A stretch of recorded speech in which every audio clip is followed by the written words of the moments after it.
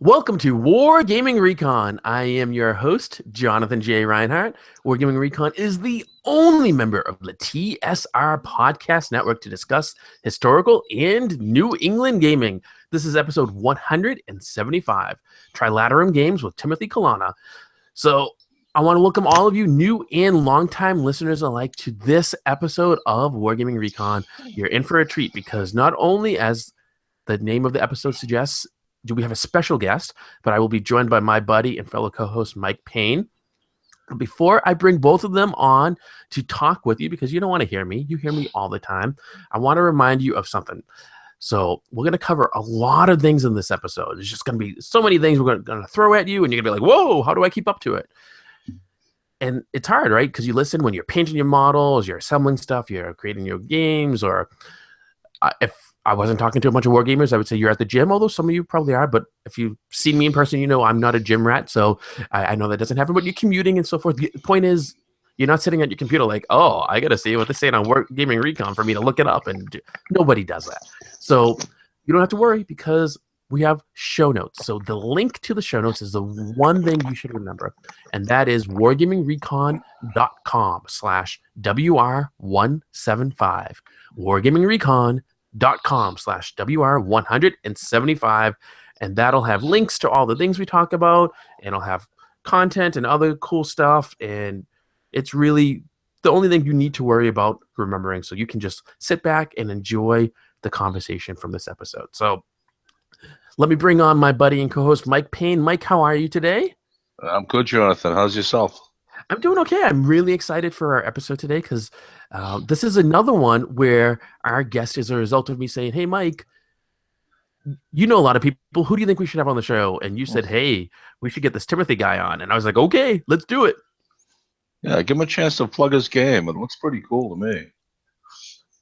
Well, I know you and I, we talked about it back when we were talking about the Hobby Bunker game day. Right. And I was like, there's this game next to the table that I'm playing at Mike Payne's game, and I got it all wrong. And so I'm happy. I'm not happy I got it wrong, but I'm happy that because of that, Timothy can come on and he can explain it and be like, Jonathan, you messed up. And you know, I mess up and I own up to it, and I want to get it right. And so the game looked fantastic. And I'm excited that we'll be able to find out more about it, and that listeners can be able to learn more about this game and see what's going on, and that they can obtain it and play it and do all sorts of cool stuff. So why don't we bring our special guest on? Timothy, how are you today? Hi, how are you? I'm very happy that you are here with us on this episode of Wargaming Recon. Well, thank you for having me. I appreciate it. So I don't know about you, but where I'm at down here, I got a bunch of snow falling outside, and it's kind of nice to be inside doing a recording, because if I wasn't here with you and with Mike, I'd have to be outside shoveling. So it gives me a respite. Well, yes, me too. It started snowing here a little while ago, so I'm sure that after this, I'll be going outside to work on the driveway some. Likewise, the front walk, and I'm grateful I'm on a side street, but in my town, they use it as kind of a cut through because it loops around. So they're always going up and they plow our street. And like, I don't have to worry about like taking care of like the edge of my driveway, because they do it. And when they salt, the salt gets up onto my walkway in the driveway, and it's a little less for me to do. It's kind of nice. Nice. But we're not here to talk about the snow that I'm having, you're having, or Mike, I think you got some snow going on up there too. We're here to talk about a cool. I do, but I'm not shoveling nothing right now. Now, I gotta ask, is that because like you just figure it's gonna melt, or is that because you're like, you know what, I have better things to do? Well, I'm gonna wait for it to be done. Okay. You know, so and then you wait for it to be done. Right, and if I wait long enough, my son will volunteer and go out there and do a whole bunch, and I'll only have to do a little. I see. Okay, Slave labor. I like the way you think. I used to be one of those. He's a good kid. He just goes out there and does it.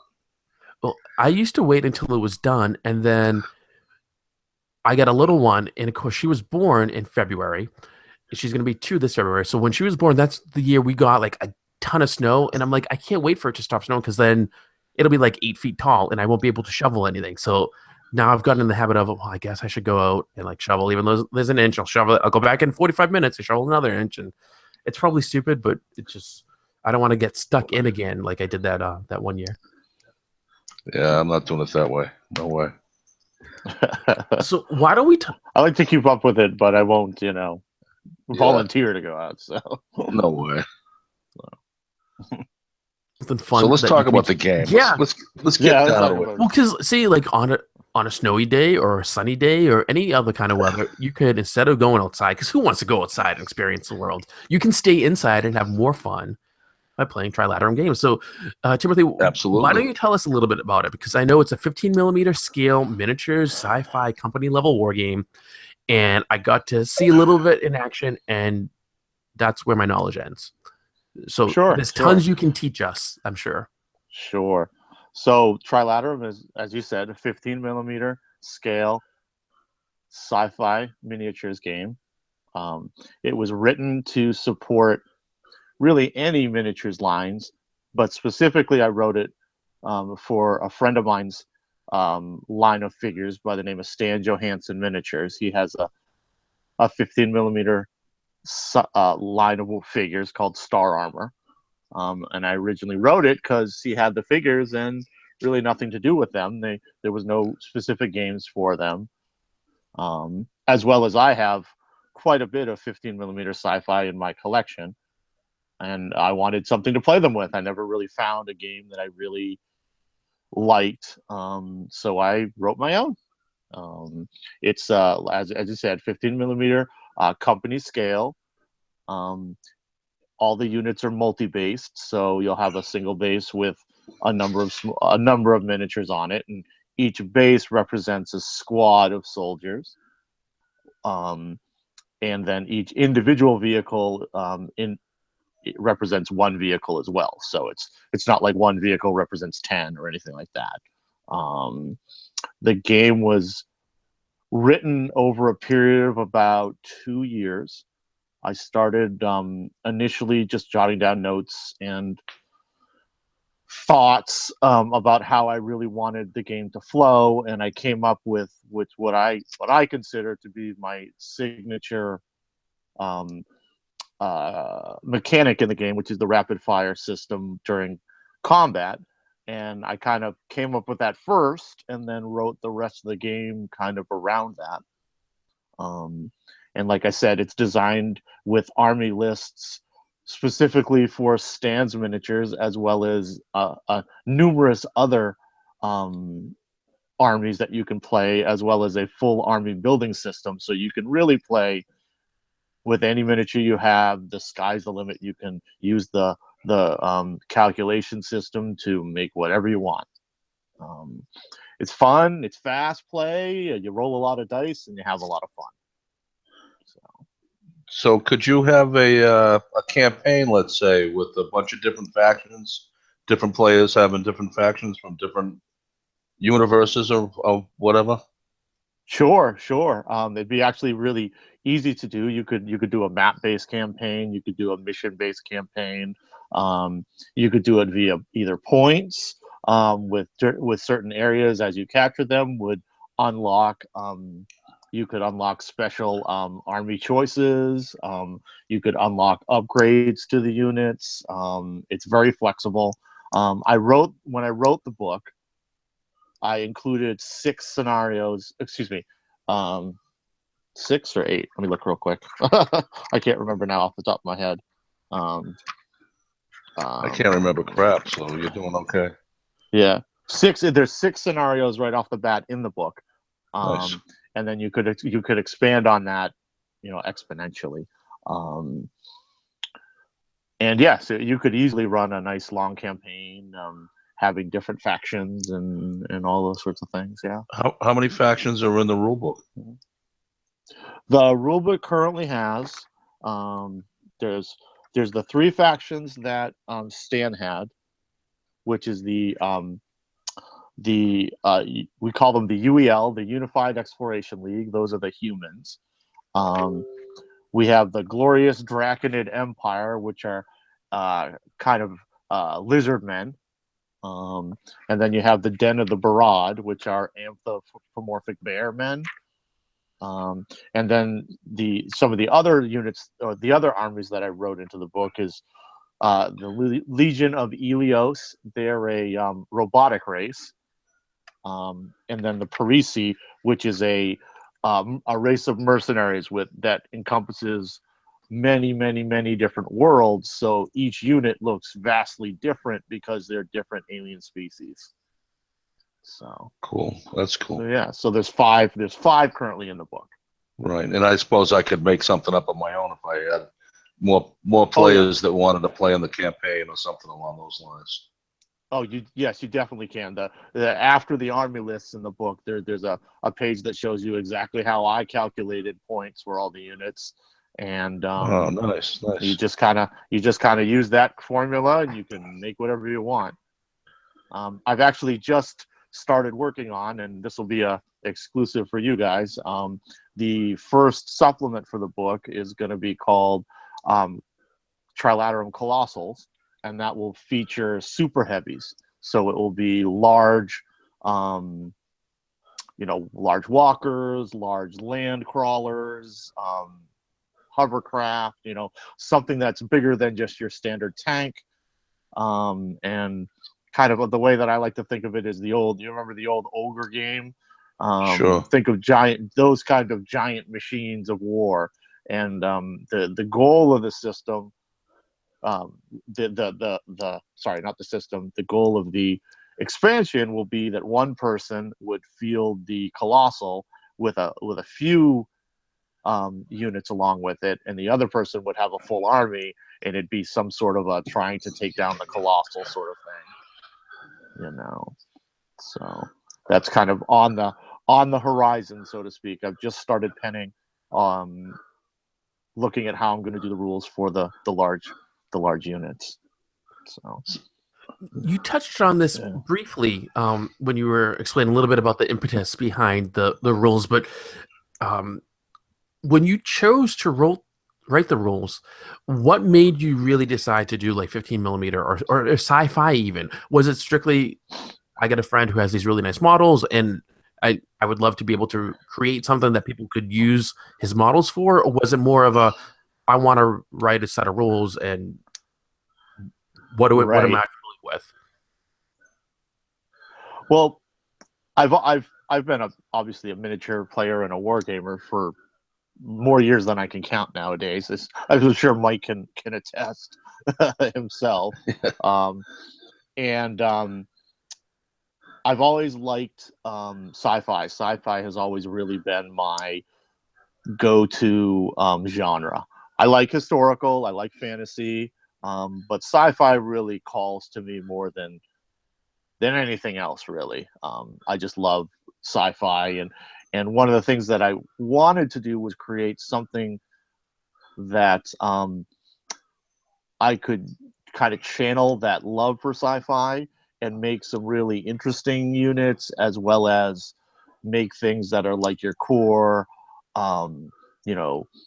Marines and things that humanity would have out there. When we get to the stars, the defense forces and that sort of thing, as well as crazy aliens and multi-limbed terrors that are coming out of the dark as your colony is being set up. Because really the fluff behind the game is humanity has really started to reach to the stars and started to colonize other worlds, and as they've colonized other worlds, typical humanity, they drop down on the world and say, okay, this is ours. And the people that live there, they probably don't like that, so they're starting to bump into mainly the Draconid, who are they're the driving enemy in the narrative of the game.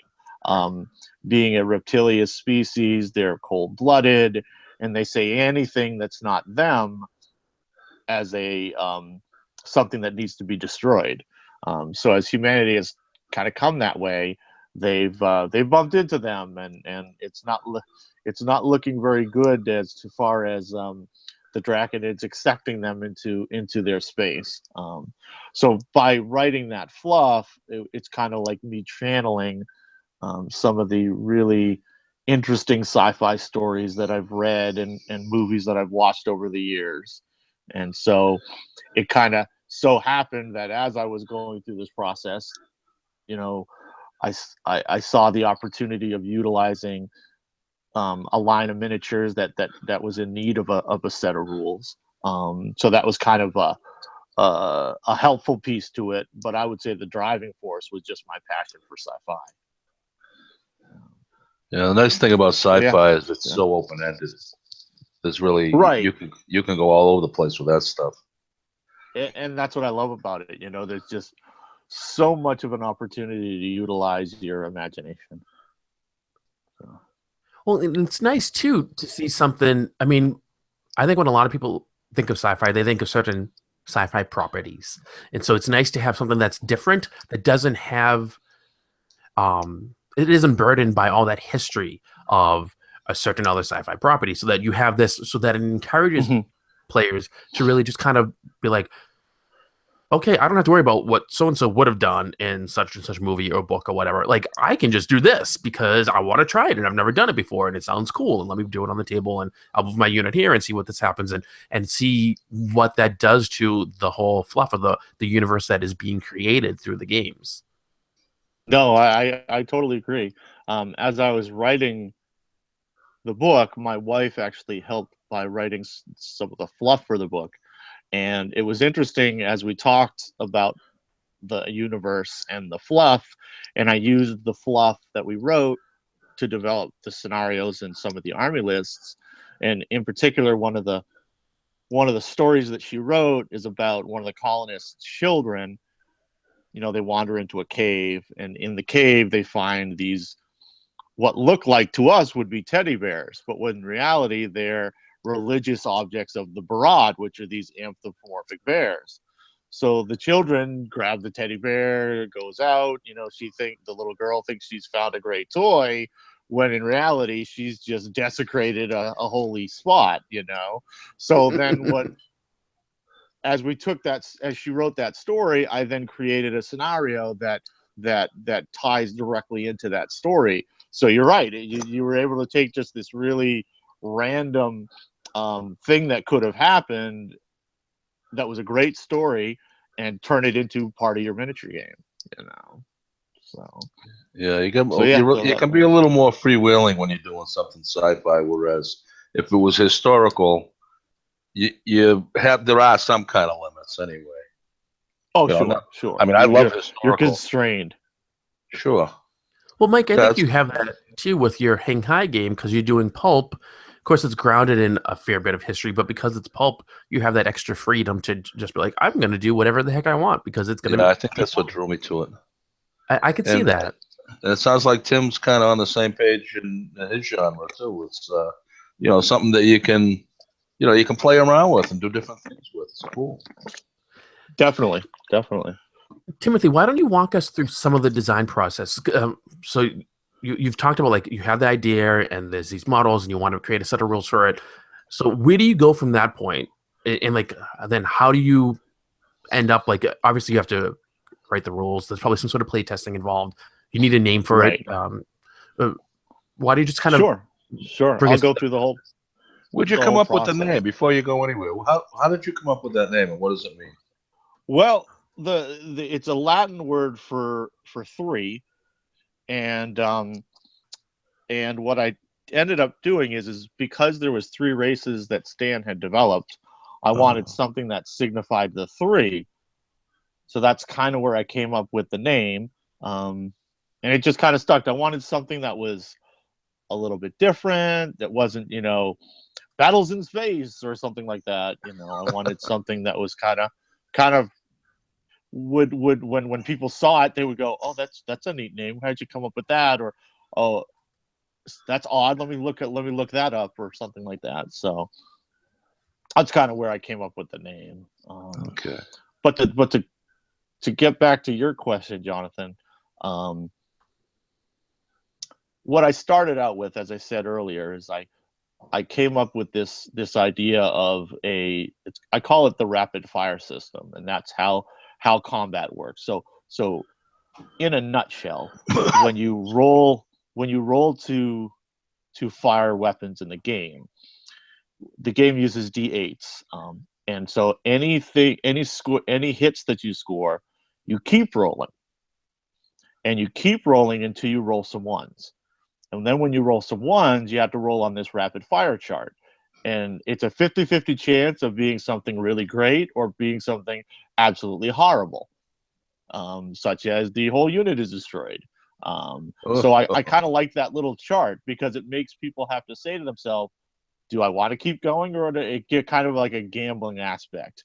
You know, so you don't in have to play keep going. testing, have to keep going. But in play testing, you could definitely tell the impulsive personalities were like, oh yeah, keep it going, keep it going, keep it rolling, keep it rolling. It was like they were at the craps table or something. Yeah, I like that idea. And that's cool. so you know, and sometimes people would stop, but a lot of people like just rolling lots of dice and keeping it rolling and keeping it rolling, and then all of a sudden, oh, they rolled the one, and oh, friendly fire! I've just shot up the unit next to me. You know, it's a fun little mechanic at the especially at the when I'm running big games at the cons, because you get that whole excitement of rolling and rolling and rolling, and then what happens, you know, next kind of thing. I shouldn't have rolled it that one more time. Exactly. Oh, what that? Yeah. No, do I go one more time? What did I do that for? Do I stop? Kind of thing. You know. So I wrote that. That's cool. Like that, and I spent, Yeah. you know, I spent a long time just sitting at tables and either hand rolling dice or using a dice simulator to simulate the dice rolling, where things would land. And that's also kind of where I landed on D8s. Is I wanted a little bit more variety than what a D6 will offer. So that's why I kind of gravitated toward a bigger die, that sort of thing. So after I kind of cemented that piece, then I started to work on the turn sequence and how the turn would go. I settled on an alternating activation. So each person during their turn will activate up to 3 units and then play passes to the other player. And that continues until all the units on the table have been activated. Once all the units on the table are activated, you end your turn sequence. You do any end of turn bookkeeping that needs to be done, and then you start the next turn. So once I cemented out the turn sequence, then I started working on how movement would work, how things like terrain would work, how line of sight would work. A lot of play testing, a lot of games, a lot of, again, you know, just sitting down and rolling dice and seeing how they work, to determine, okay, this works well, this doesn't work well. You know, do I want to have people have to roll to see whether they can make it through cover? Do I want to just make it a flat penalty? Do I want to make it a random amount of distance for charges? I mean, all of those things that exist in various forms in different games, you kind of look at and you know, determine whether they're going to work with the systems you already have in place. Once that was done, I started the actual playtesting phase and basically went down to my local shops and ran games with friends, ran games with family, ran games with my kids. And as I got feedback from that, I massaged the rules some. Then I went and started doing some con games. So I hit Huzzah, I hit Havoc last year, Fall In, and just ran some con games to see how well it would work in a con setting. Because when you're writing a game for 2 players is a lot different than writing a game for 8 to 10 to 12 players that you would run at a con. So I had to figure out what would work and what wouldn't, and how I would modify the rules when I went to conventions to run them for multiple players. It's written to be a 2-player system, but I've been able to massage the rules so that you can run it in a con setting and have it work really well. And I'm happy with where I'm at on that. It took a little bit of time to get that to work, because being as it was mainly written for 2 players, it tended to slog down and be slow when you had 8 people standing at a table. but by accelerating the turn sequence a little bit when there's multiple players, that really worked well. So the last game that I ran at Fall In, it was an excellent game. I had 6 players at the table. We finished the game within our time slot. Everybody had fun. A couple of guys bought a book. It was just a really good show for me. I was very happy.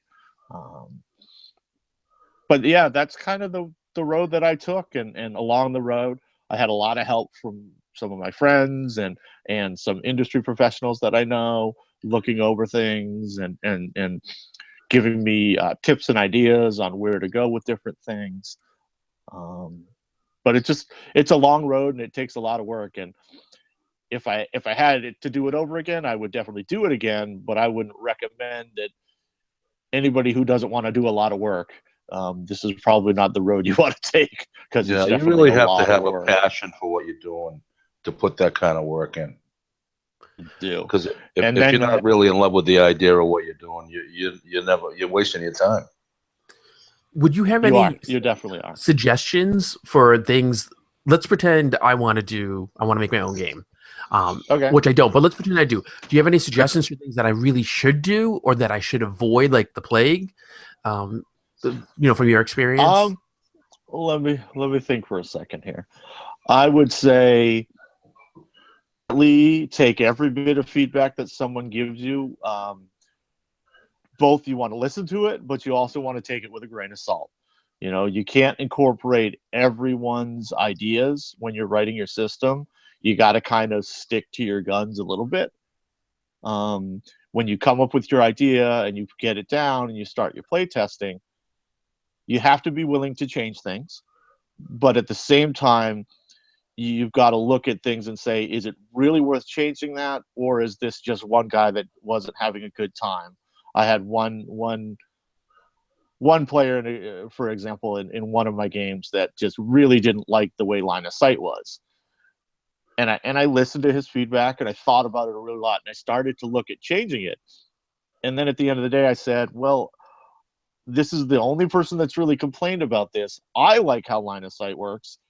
Everybody else seems to like it and doesn't have a problem with it. So maybe I should just stick with what I did. And I did, And can we examine that? What did he not like, and how does it work? Sure. So line of sight in the game is pretty much, if you could see any part of the stand, you can shoot at it. If you can't see more than 50% of the stand, there's a penalty. And what the person wanted was he wanted to incorporate 2 things. One was he wanted levels in the terrain to affect line of sight, and I don't really have levels in the terrain. There's either a piece of terrain or there's not a piece of terrain. And then he didn't think that if you could only see somebody's head, that you should be able to shoot at it. And I said, well, if you could see any part of the stand, you could shoot at it. And that was kind of what he didn't like. So I kind of looked at, well, maybe we could do, if you can only see, 10% or 25% of the, but it got too weedy. It got too much where you would have to make so many, oh, well, I could see 37% of that guy. Can I shoot at him? You gotta, make that call, Yeah, he was wrong. I don't agree with him at all. Yeah. Yeah, I mean, first of all, if you can see it, I mean, that's what line of sight is, isn't it? Right, exactly. So I mean, geez. And the ultimate reason that I think I went with the way I did was I want the game to be fast-paced, fast-moving, and fun. And when you pile on rules and you just keep piling on, like he wanted, different levels to terrain and levels to cover, and it's just like, oh, that's a lot to remember for people. Yeah, well, especially at a con. I mean, you've already taken a 2-player game and accommodated it for a con where you could have a bunch of people playing, and you don't want to make it more complicated. You want to make it less complicated, so it'll move. Sounds like you did the right thing to me. Yeah, and I hope so. I hope so. Yeah, Time absolutely. will tell as people play it. Well, I mean, you can change anything you want, but I don't think his complaints were reasonable. Right. Right. I mean, that didn't make any sense. And again, that's kind of to get back to your question is you'll get a lot of feedback. You get a lot of people telling you things, do this, do that. And at the time you may go, oh, that's a really cool idea. But when you go back and you look at what you've already written and the impact of even just minor changes on the whole system can be far reaching. The largest change I made to the game was rewriting the rapid fire table. I rewrote the table about halfway through the development process. And in hindsight, it was probably the best thing I did because I made it more favorable, because it used to be really brutal. So people weren't using that system. So when I made it a 50-50, so that you had a 50-50 chance of having something good happen, then everybody used it. When it got above that threshold of, I have less of a chance of having something good happen than bad, everybody was like, well, heck yeah, I'm going to do it. I'm going to roll more, Yeah, I got a chance, so I'm taking it. Exactly. I got that chance. Yeah. There's that chance, Yeah. And the other thing, the one other thing I would say is give yourself plenty of time. Don't constrain yourself within unrealistic time frames and roadmaps. I originally, when I started, I said I want to get this written in 4 months, and that was completely unreasonable. So I tried and I tried, and the stress of that was not worth the extra time it would take for me to finish the system. Give yourself plenty of time. When it's and the old adage, when it's done, it's done. You gotta take your time, do your play testing, get your feedback, review your feedback, keep doing play testing, and just take the time, make it right. Right. So. Then on the other hand, it's never done. Yeah. Here you are, you're making another add-on. So, but you get it to a point where you like it and you're happy with it, and then you go from there. Exactly. And you write your supplements to add more things into it. So. Right, and then then you have the choice. Am I going to use the supplement in this particular scenario? And in the bottom line is still the game needs to move along. Because if it doesn't, then no one's going to have any fun. They're all going to be staring at the table. Exactly. So how was Fallen? Did you have a good time? Yes, I had a great time writing it. Like I said, it was stressful, but I was very happy when I finally printed a book and put it in front of me, and I was very happy to have my name on that cover, and it just really was great, And like I said, my wife helped me with the fluff. I had an old college friend of mine by the name of Bob Stearns. He did the cover as well as a couple of the other art pieces in the book, which I'll send you some links to his site that you can include in the show notes, Jonathan. I just got to give him a shout out because he did some fantastic artwork for me. You mentioned a point, and then obviously, no, I was just gonna say you mentioned a point system, and I was curious because I know point systems for a lot of people they're very divisive. Either they love them or they hate them, and I'm curious: is your point system mandatory, or is there a mechanic, or are people encouraged to use it or to not use it depending on their preference, or like how does that kind of play into the overarching role of the game? Well, you all the scenarios are written so that both sides would have an equal number of points.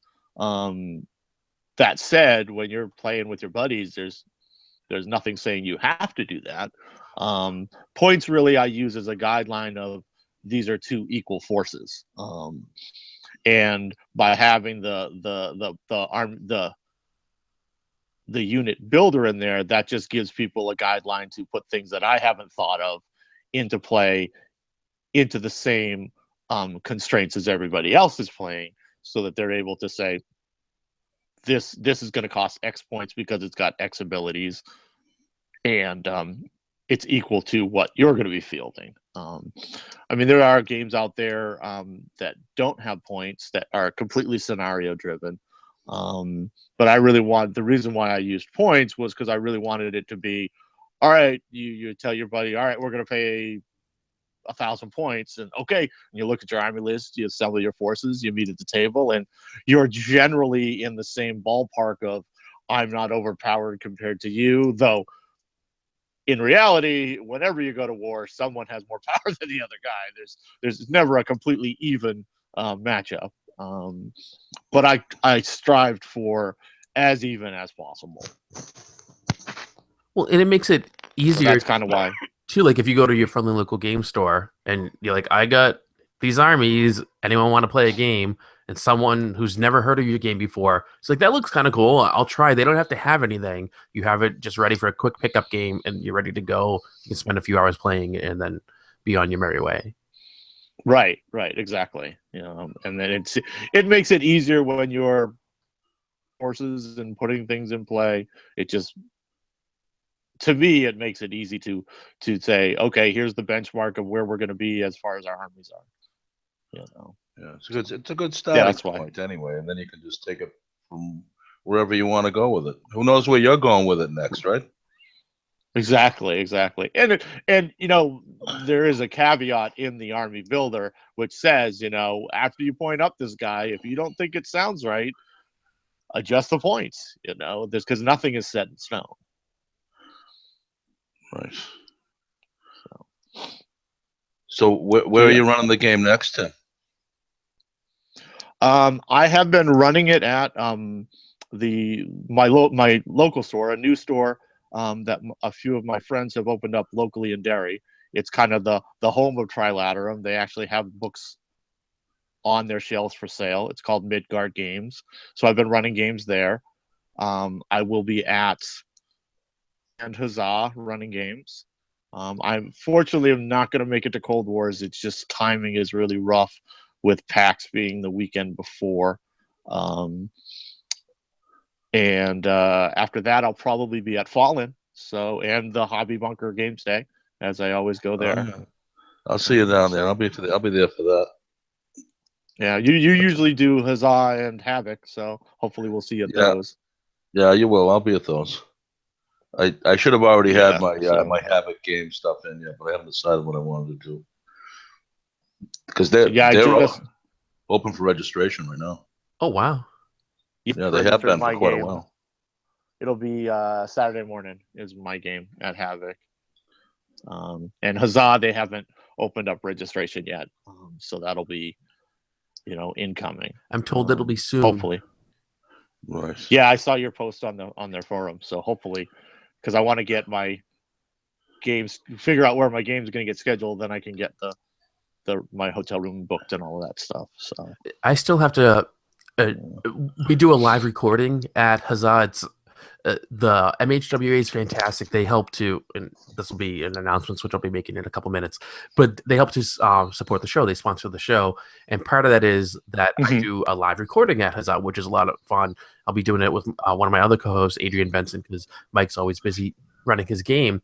And I realized I have to submit a thing for it because it shows up in the book and everything. And I'm like, oh, it's just put me in a room. But they want to know what time do you want to do it and this and that. So last year I was working with Dean Emerson, and I was like, Dean, do I really have to put something in? Can you just be like, hey, he's going to be here? He's like, no, you got to do it. And so this year I forgot all about it. And I think event submission's over. But I'm like, oh, I should talk to someone because I'll be there. I'll be doing it. Yeah, for Huzzah, because I heard they're opening up. I don't think I heard they're opening up registrations. Is what I was told. That's going to be coming. You can't even. They don't have event submission open yet either. That makes me feel so much better. You should be good. Yeah, no, they haven't even done the events yet. Because I was feeling behind the 8 ball on that. I was like, oh well. You got to get through the holidays and all that crap before you start doing it. You know what I mean? Those guys have lives. Yeah. My mind's already on TotalCon because we're in January, right? But TotalCon's in February, and that's here before we know it. I'm like, okay, and I get all the stuff in for that because there's a lot of things I'm doing for that, co-running a game and other events and stuff, and I'm like, what? Like I got to make sure like all that happens. Meanwhile, that comes, and then April's here before you know it for Havoc, and I mean Havoc for me is easy because like Mike runs a game and you're running a game, but like I aim to go is always my plan. But it's for like one day. I just kind of go for the afternoon, hang out for a little bit, see some people, maybe do some shopping, and then I'm gone. And it makes it easy. It makes it cheap because I don't have to pay for anything. I'm in and out. And then May's here, and it's like, oh, it's time to go up to Maine because it'll be fun, and that's a weekend. But like that's like another big thing I got to think about, like all this stuff. And Maine is hard for me. Like TotalCon, it's there's a lot going on, but it's not I don't have to bring as much stuff, even though I stay over. But for Maine, like I have to pack all this stuff for the show, and it's not a ton of stuff. But like I tell you, the first year that I packed a microphone, I packed it wrong, and it got all scratched up. And it's like, oh, I need to do a better job. And then like it's a family vacation, which is great. We get to go and everything. But packing for a little one, that's a pain in the butt. Just I got two kids, so I know what it's like. Oh man, it's just so that's one we have a great time, but I always dread like the whole like we got to get everything together. Did we forget something? And last year the little one was sick and her antibiotics were running out, so we're like, oh, do we need to like try to find a pharmacy to see if they can like set up another refill or like what do we do? And I tell you, it's wonderful when you can have a pharmacy that's all over the place because like life was great. And the location of Huzzah was fantastic because you're near the main mall and you're near everything, and it's wonderful. I can't recommend it enough. Yeah, go over to Heidi's Deli and have lunch. That's a good place up there too. I know, and I liked last year they did the coupons for stuff. So like we went over, and I tell you they were fantastic. Again, not to keep harping on like whole family friendly kind of stuff, but we went over, and that was just at the beginning of when my little one was starting to eat like real people food. Right. And we're like, so we're here for lunch from the convention, and we were talking and stuff, and we're like, to eat, and what should we do? And they were wonderful. They walked us through all the options and everything. They specially catered stuff just for her, and they were fantastic. Where was this? Heidi's Deli, or what is it? Heidi's Brooklyn Deli? Is that the name of it, Mike? Yeah, I think that is the name of it. It's terrific. I'm looking forward to going there already. It's in the plaza with the grocery store. Yeah, check it out, Tim. We'll go over together. Okay. It's fantastic. You're going to love it. The sandwiches are great. Everything's like locally sourced and just really well done. And it's affordable too, which really surprised me because as soon as you start saying things like organic or locally sourced or whatever, I hear ka-ching, and they were very reasonably priced. You get your money's worth. You're not going to be hungry after you get out of there. Yeah, I mean, the food is fantastic. Yeah, everything I had, I enjoyed. Great. Actually, locations. Actually, now that I'm looking at it, I thought it was just it too. That's surprising. Are we losing you? No, I'm still here. You guys good? Oh, okay. Yeah, I didn't hear anything for a second there. Yeah, there was a little glitch or something. Oh, weird. Yeah. Internet. I'm going to blame the snow. Because when in doubt. Could be. There you go. Could be. Still coming down. But Heidi's is a good thing. I would blame this cat in my lap that's trying to get me to do something, but I don't think so. Why don't we... Luckily, all the cats ran away, so... For listeners who want to keep up to date with all the stuff that you're working on, Timothy, why don't you tell us some of the websites they can go to or ways that they can keep in touch with you? Sure. The website is www.trilaterum.com. That's TRILATERUM. That's the main website. And there's links there to go to my blog. My blog has most of the development notes, pictures, that sort of thing. The name of the blog is Usel's Homeworld. There's a link right on my website to it. It's a really long blogspot name, so I won't torture your listeners with it. I also want to put a shout out to Midgard Games. They're the local game store that is the home of Trilaterum. They're the ones that have it in stock, and you can try a game out whenever I'm there. You could also, I also have a Facebook group, www.facebook.com/Trilaterum.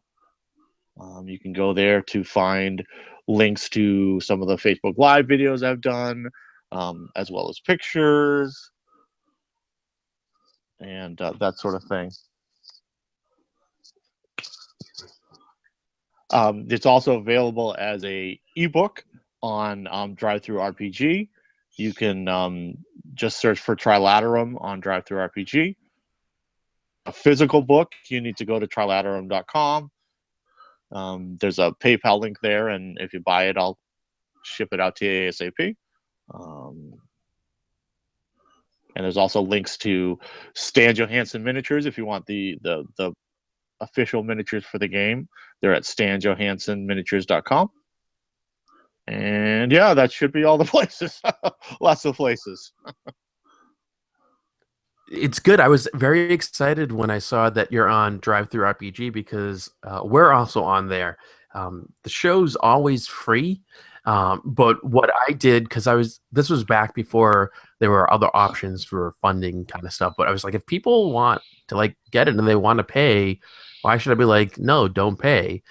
So I love that the whole drive-through family of sites. You have like Wargame Vault and the card drive-through cards and so forth.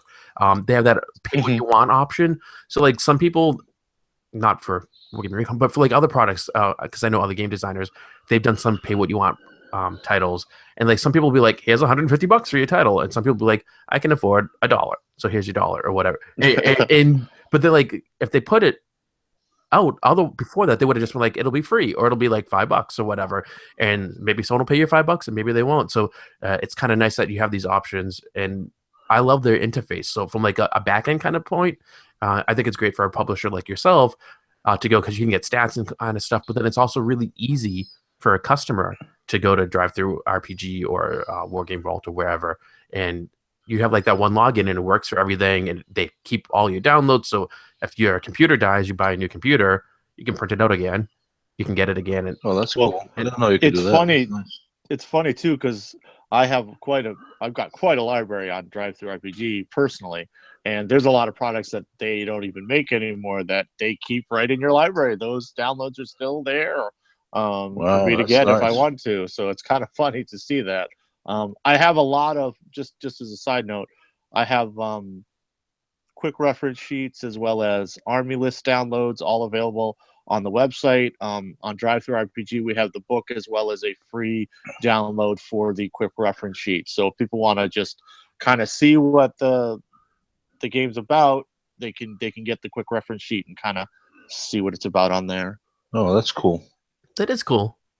Yeah. And that's the benefit of doing these online distribution, because if you had to make hard copies of that for people to try out, you'd be spending a fortune in postage just to get it out to people. It'd be you couldn't do it. It'd be too prohibitive. So this way people can get a taste of it, and then they can be like, oh, I really like it. I'm going to go buy the digital copy, or I'm going to spend the money for a hard copy of the book, and then you'd mail it out to them or whatever. And it's nice that it's more accessible. It is. And I'm kind of printing on demand in small batches, which makes it a lot easier on me because I didn't have to, fork out for 300 copies right off of the bat.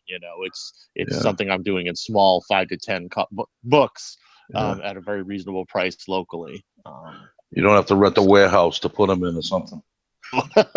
No. Well, in the ebook makes it super easy. I mean, they take a portion, obviously, as part of their fee,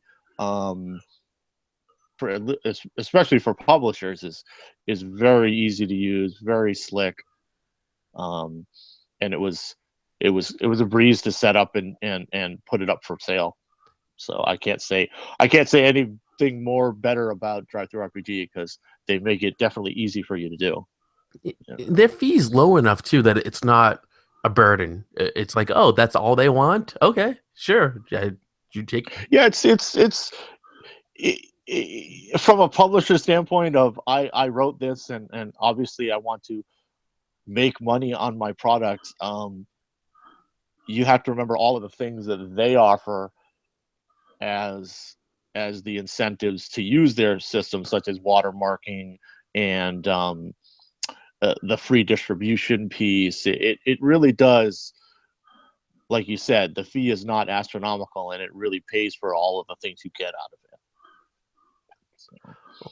And speaking of paying for things, why don't we transition into what I like to call paying the bills, or our announcement section for the show? Because just like with your product, Drive-Thru RPG needs to pay the bills, and you also need to pay the bills and for the costs of producing and creating Trilaterum and the expansions and everything. It costs. I tell you, way back when I started the show over 10 years ago, I was like, okay, podcasting, it's this new thing, but what does it cost, right? You talk into your computer, and I tell you, it costs a lot, or it can. I mean, it doesn't have to, but it costs us a fair penny. And so I have some announcements, because these kind of helped you keep the show going, because as you know, with a couple of kids, and Mike, you know, with kids cost money and they eat it up really quickly, and that's something I've become more attuned to. So, yeah, and they don't care about it either. Well, I tell you, like I used to, No, I would. They don't have to. They don't have to care about it. That's I would fund the show completely, and then I was like, wait, money, what is that? I don't have any anymore. So I was like, we got to do something about this. And so the show is great because it is funded through a few different ways. One of which, and people heard at the beginning of the episode in the pre-roll, and they'll hear at the ending credits, the fact that we are sponsored by the Maine Historical Wargamers Association, and I'm very grateful to them for their sponsorship, and they help to keep the show running, and it makes a difference, and they do a lot of good in the world with a lot of other groups and helping kids and stuff, and so I am proud that we have this partnership with them. It makes a big difference, and we will be at Huzzah in 2017 doing a live recording, as I had said. Just another reason for us to love those guys, which we already they are love fantastic. And you know, they sponsored the show for the first year that they did it, and I was like, okay, this is great. And I truly thought, okay, they're not going to do it a second year, because not that it's like no money, but it's not a ton of money either, but it's still, for a group, it's a substantial amount of money. And I'm like, I hope they're getting a good return on their investment, because like I'm really trying, and I hope people will come in and stuff. And so when I went to vote at the annual membership for this time, and I heard that it passed, I was like, yay! And I was so excited, but I wasn't expecting it. But from what I understand, the guys, and I know there's some women, but I collectively refer to everyone as the guys, but the members really appreciated the production quality, in particular for the little ads that show up on the show for it, and they like the show. So I'm appreciative that people like what we do here, and that's what it really comes down to, because that's the other part of it. So it's kind of like the whole PBS model. So in addition to having a sponsor, which is great, something I know that's not always possible when you're doing game design, but it works for a podcast. But listeners help to keep the show afloat. So we use Patreon. Patreon's a great crowdfunding source. Think of it like a Kickstarter, but it's ongoing, so that it never ends for as long as people want to continue to back the show. And on Patreon, we are $22 away from our next goal.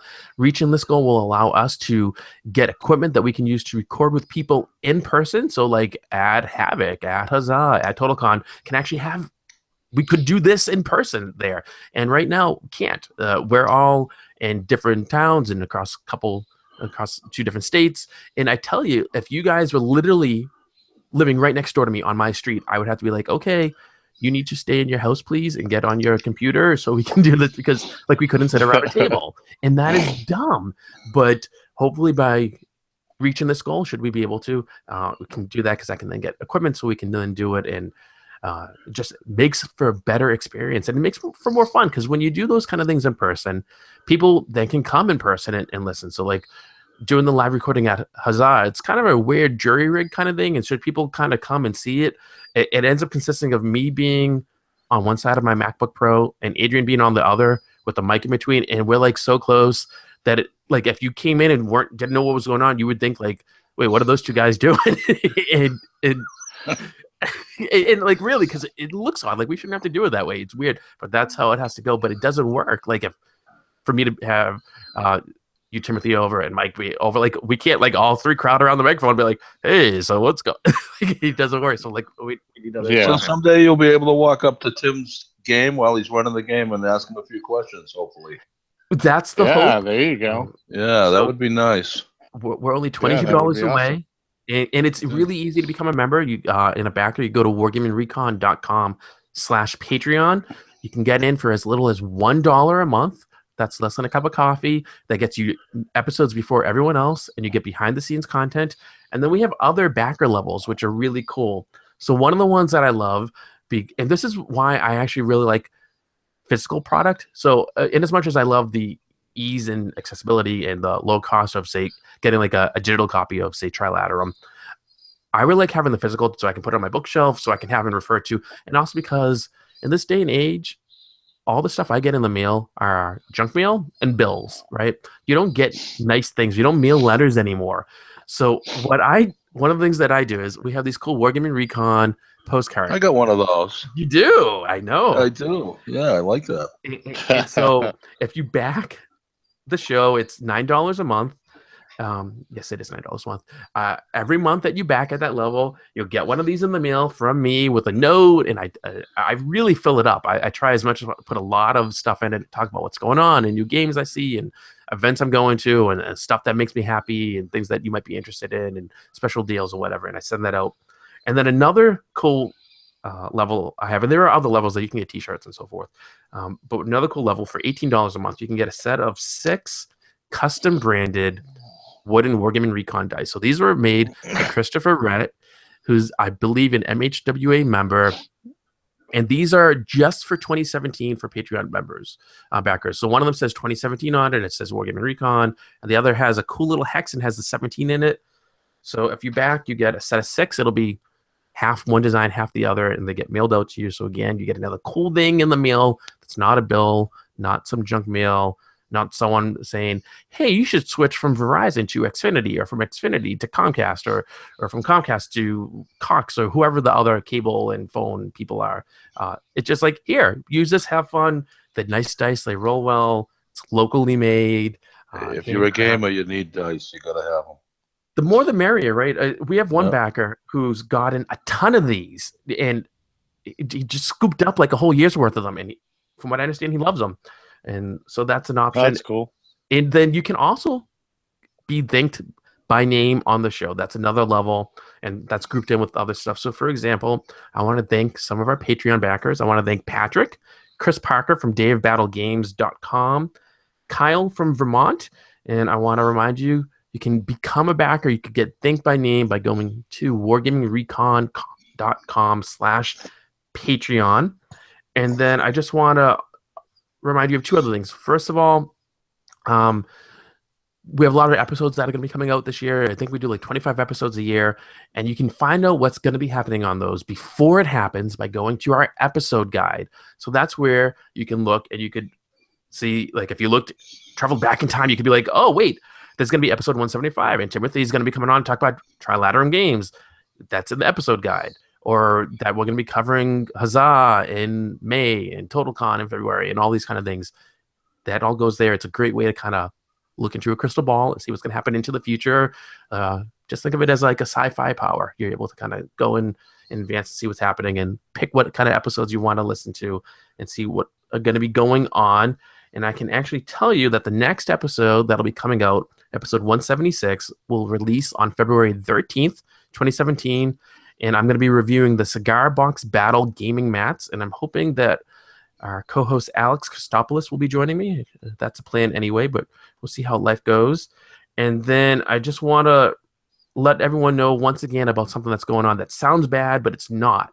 So we're the longest running tabletop wargaming podcast on the planet. And that means there's a lot of episodes that we put out. So many, in fact, that we've kind of clogged the pipes. And because of that, when you listen to the show, you listen usually, some people on the website, but you usually listen on a mobile device, you listen in a podcast app or something like that. Because there's so many, you can't get the new episodes. So what we had to do was we had to say, okay, hey, you're not going to be able to get them from beginning of time to now. You will get the 3 most current years of episodes. Automatically, they'll show up on your devices. You don't have to do anything special. You'll get them. If you want anything older than that, we tend to mention them on the show, and we'll be like, on episode 32, you should go and listen to whatever, and there'll be a link in the show notes. Otherwise, and he doesn't know this, and I mentioned this before we started recording, but I like to refer to him as our show notes monkey, but just because it makes me laugh. but I've been told it's not very flattering. So our audio technician, Joshua Shoebridge, down in Australia, he's a fantastic guy. I'm so grateful that he's part of our team here. He's the one who makes us sound good. So I guess I need to make him happy. Because I don't want him to make me sound bad. So I don't want to make him unhappy, that's for sure. I know. Whenever I open my mouth, it'll just be like, zzz, and then everyone else will sound fantastic. He'll straighten you out. Yeah, I'll sound like a chipmunk or something. Don't get any ideas. Nice. So he's gonna be taking like an entire year's worth of episodes and then putting them together into a super episode and then releasing them so people can then download them from the website as like a zip file or whatever, and they'll show up in the feed. So that way you'll have 25 episodes. It'll be like 25 hours worth of content together. So it'll be all of like 2004. Here you go, and then you sit down and listen to it all, and you'd have to be really bored, right, to listen to a whole year's worth of content. I think I could, if I could set that up like in the hobby room, would be something to listen to while I'm doing my stuff, you know. I'm pretty sure you don't want to listen to the older episodes because I'm pretty sure I sound terrible. I'm just saying. Yeah, I know, but a classic episode from the vault. Please feel free to go and do it. It'll just be something to poke you with. So I think I'm going to have to listen to those. Well, there's a lot. You're not going to get me not to listen to them now. You know? On the plus side, I'm not just saying that. You know, I'm going to get great stats from you doing that. So hey, everyone, go listen to the old stuff and they make fun of me because I'm okay with that. I will be the first to join in and be like, yeah, I'm such a goon. It's all part of your sinister plan. I understand now. There you go. How I will rule the world. Well, that's what we have for this episode. Yes, sir. I'd like to put an offer out for your Patreon listeners. Okay. Anybody that is currently or a new Patreon listener for you, I will offer a $3 off the physical copy of Trilaterum. So I will give you a code that you can email your Patreon folks. And anybody that uses that code, I can't do it on the digital, but I'll do it on the physical copies. So if they want to send me an email with the code that you have, that you give them, they'll get $3 off a copy of the book. Wow, thank you. That is very kind. Cool. That's cool. Hopefully you'll get some new Patreon subscribers out of it. Well, that is further incentive for people to back the show. And of course, whether you back the show or not, I think you should just head on over to trilaterum.com, check out Timothy's game, and look at the free stuff. And then you got to decide for yourself. I mean, of course, listen to us. We're saying nice things about it. But you got to look for yourself and then just go and pick it up. Sign and up at one of the if you're still not sure, go to any of these conventions. Check it out. Play it again and again and buy at the convention, because then we'll just say, hey, Tim, you should keep coming back to this convention because people love your game and they're going to keep on buying product. Yes, please do. It's a win-win. Well, thank you very much, Tim, for coming on the show. And thank you for having me. I appreciate it. Oh, I'm glad you set me straight in that now I am more informed and better informed about what you're doing. And I love sci-fi. I play mostly historicals now, but like I grew up with sci-fi. I'm a huge Star Wars nerd. And so anything sci-fi related that has a good story is going to get me. And it sounds like this is a really interesting universe that I think I would like to inhabit. And so I'm just excited about it. And I hope other people are as well. I can say Trilaterum. Great. I hope so. That's half the battle. Well, that was a real sticking point for me. I tell you, when I first saw it listed, I was like, how do I even say this thing? And for some reason, I kept on wanting to say Trilaterum. Well, I kept on meaning to ask Tim every time I saw him, and I never did. I don't know why. I just forgot, I guess. I didn't to trip people up, so I apologize if it's tripping people up. So no, but you know what? It's okay. Good We're working it out. It stands out. It stands apart from a crowd, so it's memorable. There you go. Yeah, that's what. I wanted, you need to be different in this hobby because there's so much going on. So I think it's cool. Right. Well, thank you, Mike, for once again being a co-host for the show. It's always a pleasure to have you on. And I had a good time. It was good talking to Tim. It was fun. Yes, and yes, it was a good time, definitely. Thank you, everyone, for listening to this episode of Wargaming Recon. I want to remind you, like I did at the beginning of the episode, we covered a lot of stuff. I know it, but you'll be able to get links to all of the stuff that Timothy mentioned, Trilaterum and Midgard Games and Stan Johansson Miniatures and all that, plus everything else we covered. You'll have links to it all in the show notes that you can get by going to wargamingrecon.com/WR175. That's wargamingrecon.com/WR175. And until next time, you know the deal. No matter how busy you are in your life, no matter how long you're spending stargazing and thinking about fantastic science fiction games and weird races that have teddy bears as religious artifacts, you know, you have to, you gotta, you need to keep on gaming. It was good. Good job.